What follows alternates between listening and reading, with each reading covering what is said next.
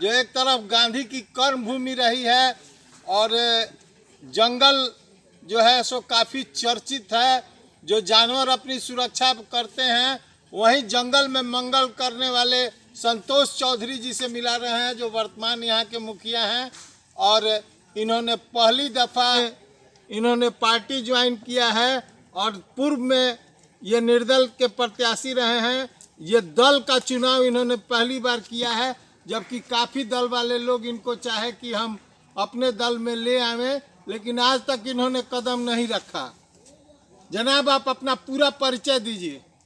सबसे पहले सभी साथियों को नमस्कार। एक मिनट, हम प्रणाम। मेरा नाम संतोष चौधरी है। मेरा घर पतरखा पड़ता है। दुनिया विष्णुपुर पंचायत से मेरी पत्नी लगातार 2011 से मुखिया है और मैं समाज के बीच में, समाज की सेवा में लोगों में लगा रहता हूँ।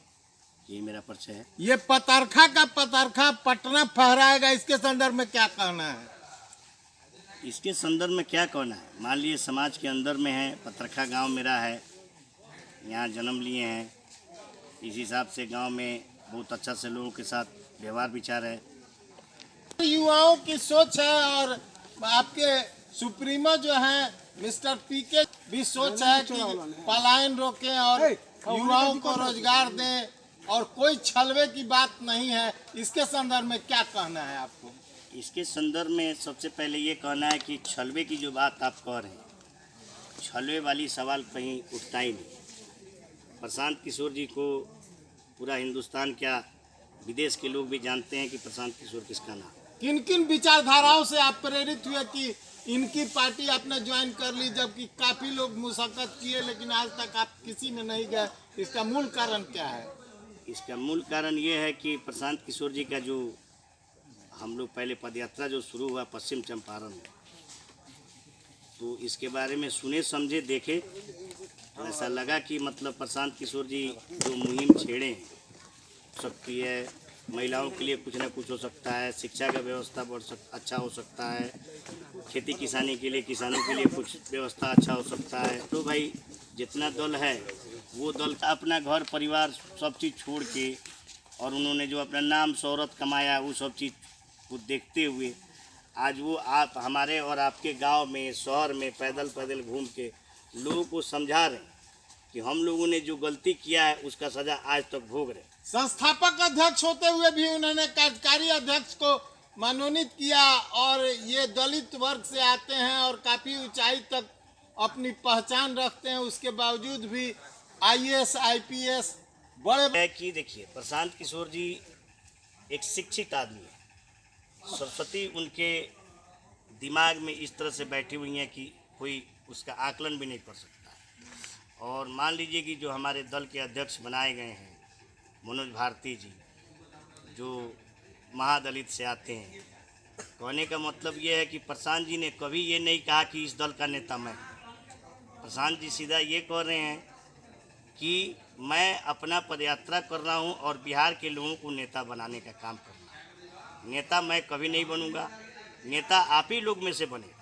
मेरा जो काम है वो करता रहूँगा। हाँ, पीछे से ये फुल गारंटी है कि यहाँ किसी तरह का गड़बड़ी पैदा नहीं होने दूंगा, कोई गड़बड़ काम नहीं करने दूंगा। पीछे से मैं खड़ा हूँ। और आपके पार्टी का स्पेशल संविधान होगा, उसी संविधान के तहत आप लोग काम करेंगे। हाँ, जो हमारे पार्टी का सबसे पहले, सब पार्टियों में तो संविधान कुछ न कुछ है, लेकिन हमारे पार्टी में जो संविधान बना वो हर एक प्रखंड में, प्रखंड के पदाधिकारियों से, प्रखंड में जो पंचायत स्तर तक संस्थापक सदस्य हैं, उन सभी को एक जगह बैठा के मीटिंग करके और संविधान को पढ़ के सुनाया गया कि आपका जन स्वराज पार्टी जो आप बना रहे, ये नहीं कि प्रशांत जी बना रहे, बिहार की जनता बना रही। तो उस पर जन स्वराजी साथियों ने जब हाँ भरा तब जाके वो संविधान पास हुआ।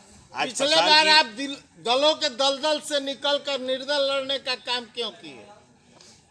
वो मेरा कुछ ऐसा था कि शुरू में राजनीति में आए थे, मुखिया बने थे, जनसैलाब को, और समाज को ऐसा लगा कि समाज के लोग बोले कि भाई आपको आगे आना चाहिए, आइएगा तो इससे कुछ समाज को, चाहे मान लीजिए युवाओं को अच्छा लाभ मिल सकता है। आपके पीछे मतलब बहुत सारे युवा खड़े, उसमें हम आए, लेकिन वो आके ये हुआ कि हाँ संतोष चौधरी का थोड़ा सा, कितने वोट आपको प्राप्त हुए पूर्व में? उस समय हमको 5500 वोट मिला था 2015 में। कितने नंबर पर थे? हम तीसरे नंबर पर थे। आपके यहाँ कुल वोटों की संख्या कितनी है? हमारे यहाँ कुल वोटर की संख्या लगभग समझ लीजिए कि 3.5 लाख के आसपास है। जब दलों की महामारी थी उस समय आप निर्दल लड़ गए और उसके बाद भी तीसरे स्थान पर रहे, इसको आप क्या मानते हैं? हम इसको यही मानते हैं कि वहाँ के जिन माता बहनों ने, भाइयों ने मुझे वोट किया, जिनके लिए मेरे दिल में प्यार था, मेरे लिए उनके दिल में प्यार था, उनको लगा कि ये लड़का अच्छा है, काम करने वाला है। हमने अपनी बात बताई थी पंचायत में, जैसे मुखिया में अपना काम करते थे, लोग उसको समझे बुझे कि हाँ अच्छा काम करने वाला है, जिनको हम अच्छा लगे हमको वोट किए और वोट खत्म हो गए। उसके बाद से मैं किसी दल को ज्वाइन नहीं किया। नौतन के इतिहास के संदर्भ में दो शब्द। नौतन का इतिहास तो आप देख रहे हैं, अच्छे से देख रहे हैं कि आज क्या स्थिति है नौतन का। आज वहाँ विधायक 10 साल से विधायक बैठे हैं भाजपा के। आज लोग कितना रोड को लेकर, प्रखंड में जो घुसखोरी वगैरह भ्रष्टाचारी हो रहा है, इन सब चीज़ों को लेकर, और मान लीजिए निचले स्तर तक जितना घुसखोरी हो रहा है उन सब चीज़ों को लेके थाना में लोग परेशान, ब्लॉक में परेशान, रोड रास्ता से परेशान। आखिर में लोग प्रतिनिधि क्यों बनाता है? जनता ने अगर आपको प्रतिनिधि बनाया तो आप पहला तोहफा क्या देंगे इस क्षेत्र को?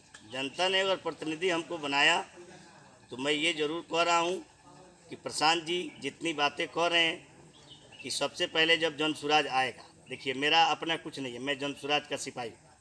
सबसे पहली जन सुराज की बात कहूँगा, जन सुराज जब आएगा तो सबसे पहले पलायन रोका जाएगा। जो हमारे घर के, गांव के भाई बच्चे 10,000, 12,000, 15,000 रुपये के लिए जाके 14-14 घंटा काम कर रहे हैं दिल्ली में, पंजाब में, हरियाणा में, राजस्थान में, उनको मजबूरी में 10 से 15,000, 20,000 रुपये कमाने के लिए बाहर नहीं जाना पड़ेगा।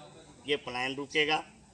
सबसे पहले बुजुर्गों का आज देख लीजिए, जो 60 साल के बुजुर्ग हैं, हूँ राजनीतिक व्यवस्था समझ रहा हूँ, उस समय उनको 400 रुपया पेंशन मिलता था। आज के डेट में मैं भी 2011 में मेरी पत्नी मुखिया हुई, वहाँ उस समय भी 400 रुपया पेंशन मिलता था, और आज 2024 है, आज के डेट में भी 400 रुपया पेंशन मिल रहा है।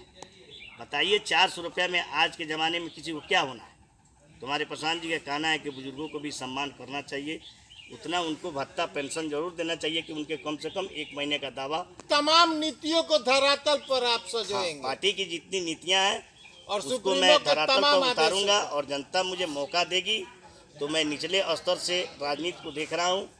मैं किसी विधायक, MP, MLA का, मंत्री का लड़का नहीं हूँ। मैं निचले स्तर से देख रहा हूँ। मुखिया हुआ, उसके बाद से सब समझा।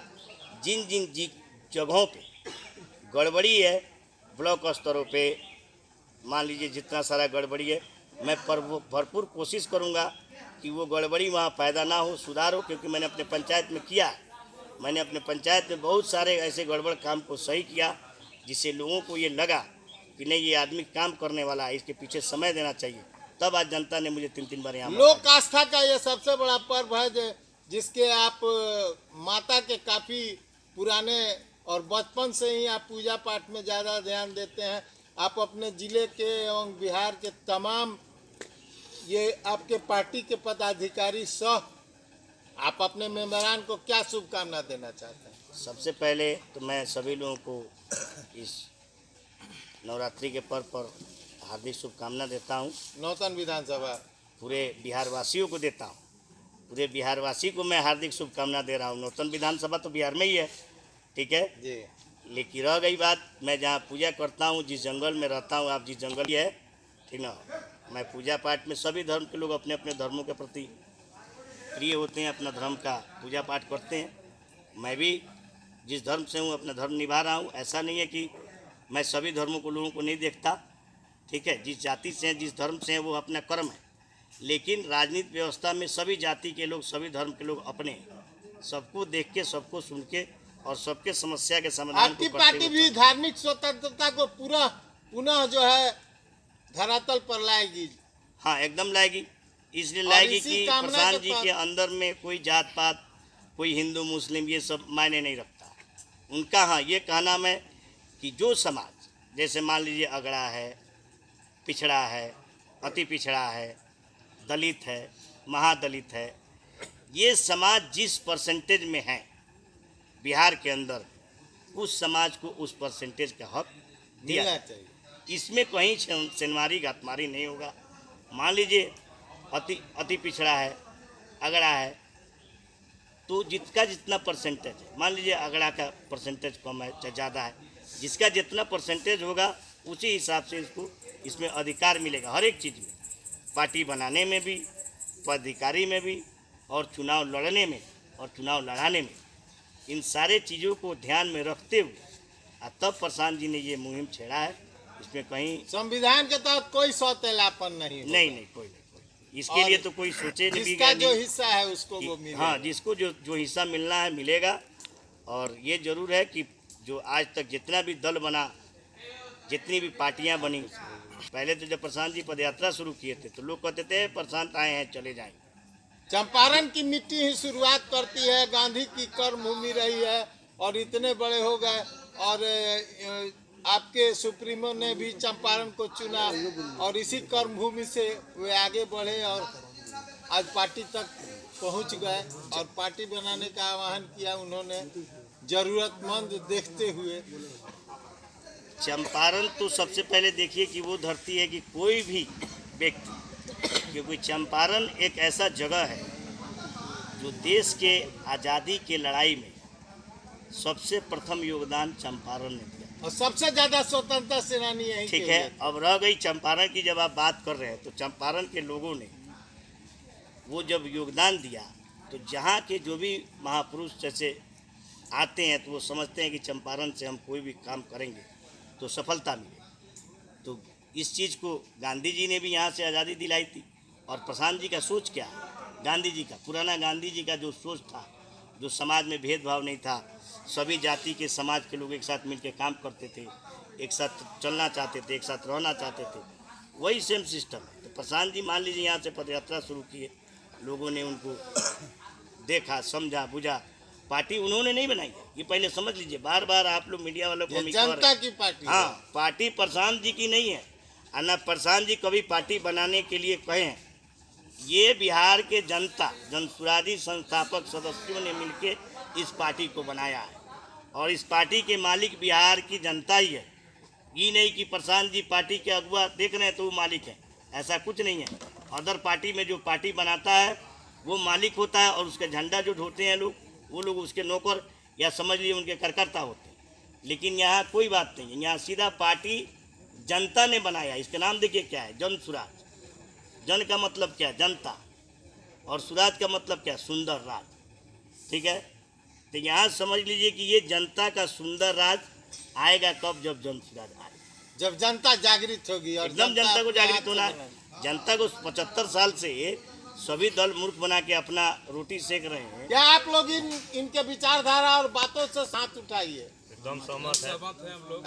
खींचो इधर।